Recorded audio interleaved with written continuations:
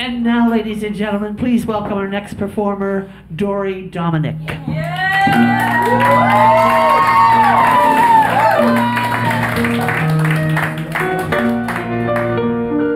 Well, it certainly is better with a band. Yeah. Thanks all for coming out tonight. One of my all-time favorite writers is the late Nora Ephron, who famously said, "Everything is copy," meaning that the songs, the stories that you tell from your real life are the most compelling ones. So here is some copy from me, a love story from my book. I have good news to share. A couple of months ago, my son graduated from college. So now I am out of financial prison, and I hope that I'm finally out of the moving and storage business. He has his own apartment now, and he has a terrific girlfriend, and we just love her, so it's all good. The weeks leading up to graduation were full of anticipation, and it reminded me how much I anticipated his birth, and how I was going to show him the world, and all the things I was going to teach him. But of course, I got that all wrong, because there was no more beautiful spectacle than seeing the world through his eyes, and everything that I taught him paled in comparison to what he taught me. Now, he was an only child and very precious, and I was a very clingy mother, and I had a lot of trouble letting go. But he showed me that no matter where he went, how far, how often, he always came back. And he came back because he belonged to me.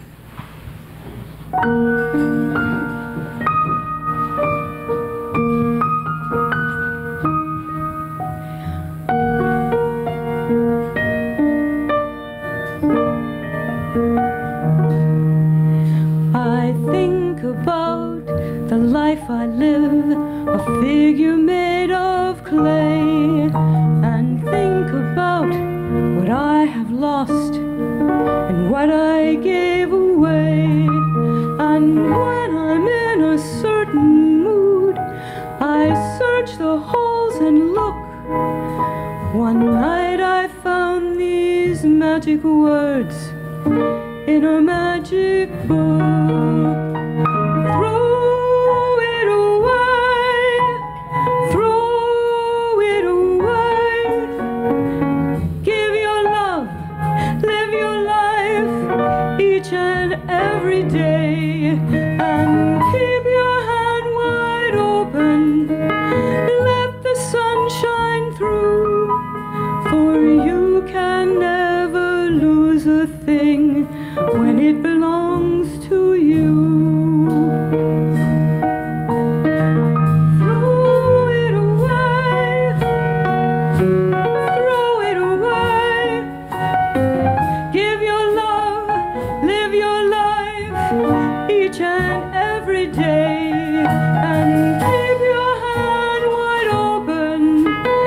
Let the sun shine through, for you can never lose a thing if it belongs to you. For you can never lose a thing if it belongs to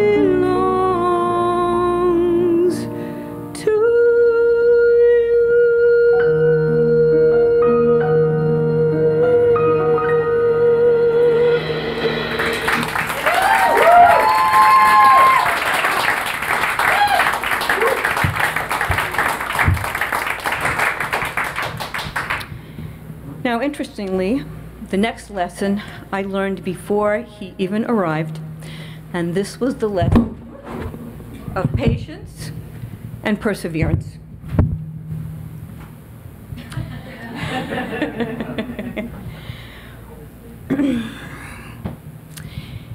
It took him a long time to get here. He took the circuitous, scenic, slow route. We waited years, long years. Now, the song "Listen to My Heart" is a cabaret classic and has been sung by many cabaret artists.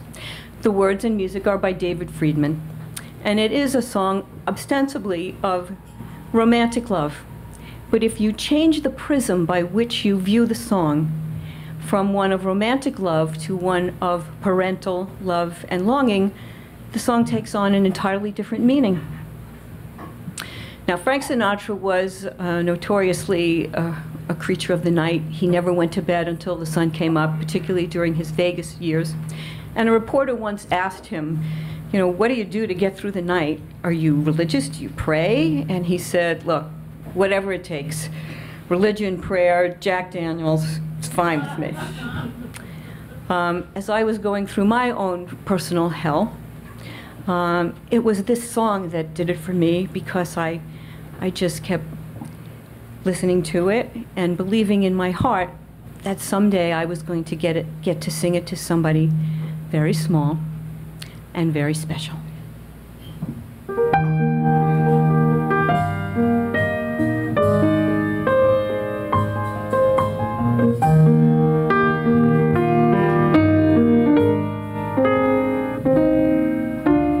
Here we are, you and I, at last, in the right place, at the right time.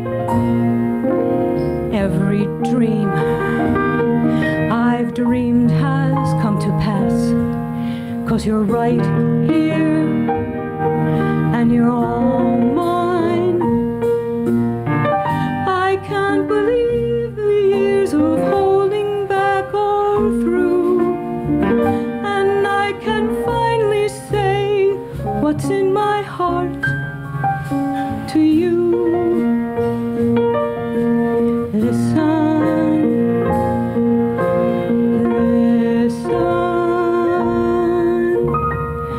Listen to my heart, listen to it sing, listen to my voice, it wants to tell you everything.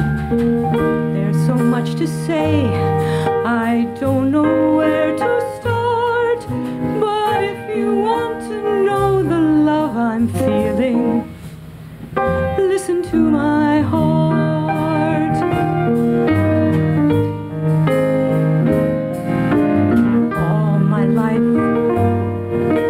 I've been on a road, going one way, toward one dream.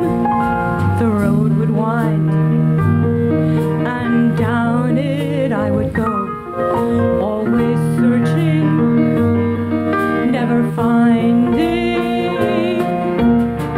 But even in my darkest hour, I always knew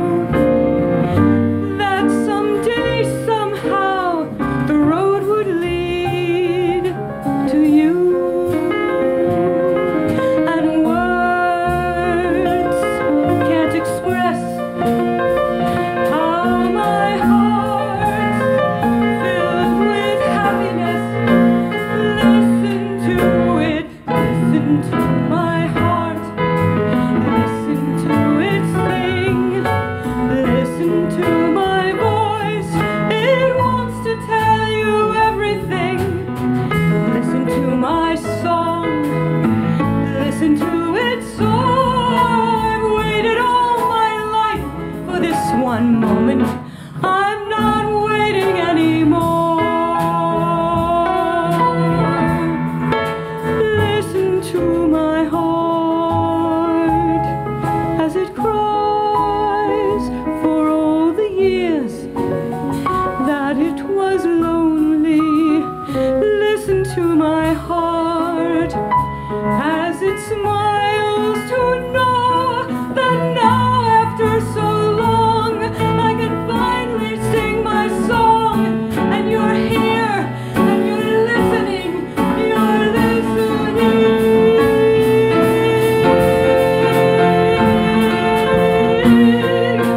Listen to my song, and it will tell you everything.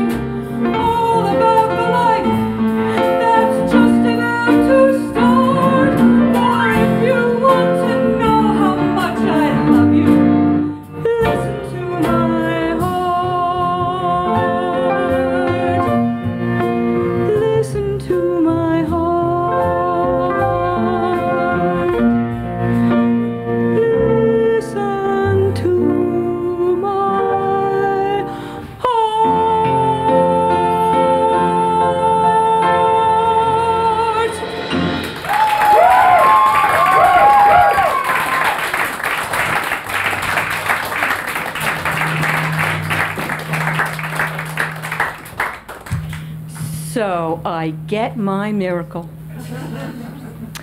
And I am singing and serenading and singing lullabies, and it is just delightful. And then one day, this little voice comes up from the crib, and it says, "Mommy, don't sing." Everybody's a critic. And that would be the first stinging expression of a strong opinion. There would be many more to come. So, let's fast forward. High school. Fasten your seatbelt, folks. It's going to be a bumpy night. But we get through it, and finally we arrive in front of the freshman dorm that first year, and we've just moved him in, and we're getting ready to say goodbye. And I mentioned that Parents' Weekend is coming up and we'd like to come. And the voice, now deep and resonant, says, no, you will not be coming to Parents' Weekend because you're such a social embarrassment. All right, so I move in for the hug to say goodbye, and the arm comes out. There will be no public displays of affection. And the voice continues. Look, folks, we've had 18 years together. It's been a good run. But you're very intense, and you're very nosy, and quite frankly, my personal life is none of your damn business. So I need a break. I need my space. I don't want to have any contact with you, and when I'm good and ready, I'll let you know. Another strong opinion. It's a hot day in August in Philadelphia, but a cold wind has just blown through the campus. And he turns his collar to the cold and damp and rounds the corner away from us. So we get back in the car, and we drive back to New York. And as if the misery of the New Jersey Turnpike is not enough, this song is in my head, and it keeps playing over and over, and I can't get it out. And it haunts me. And then comes the lesson that really took my breath away. For this was the lesson of forgiveness. Now, forgiving him was easy because that's what unconditional love does. Forgiving myself would prove to be the harder task because I had to now forgive myself for all the times that I had angered him and disappointed him and let him down.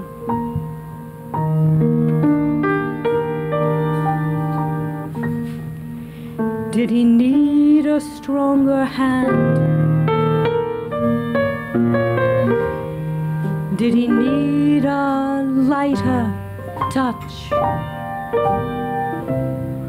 Was I soft or was I tough? Did I give enough? Did I give too much? At the moment that he needed me, did I ever turn away? Would I be there when he called if he walked into my life?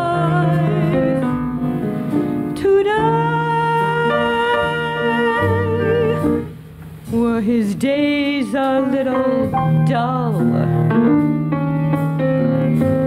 Were his nights a little wild? Did I overstate my plan? Did I stress the man and forget the child? And there must have been a million things that my heart forgot to say. Would I think of one or two if he walked into my life today? Would I blame the times I pampered him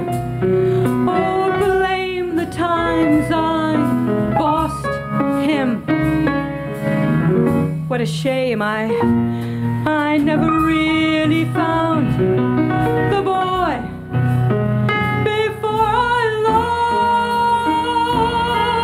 lost him. Were the years a little fast? Was his world a little free?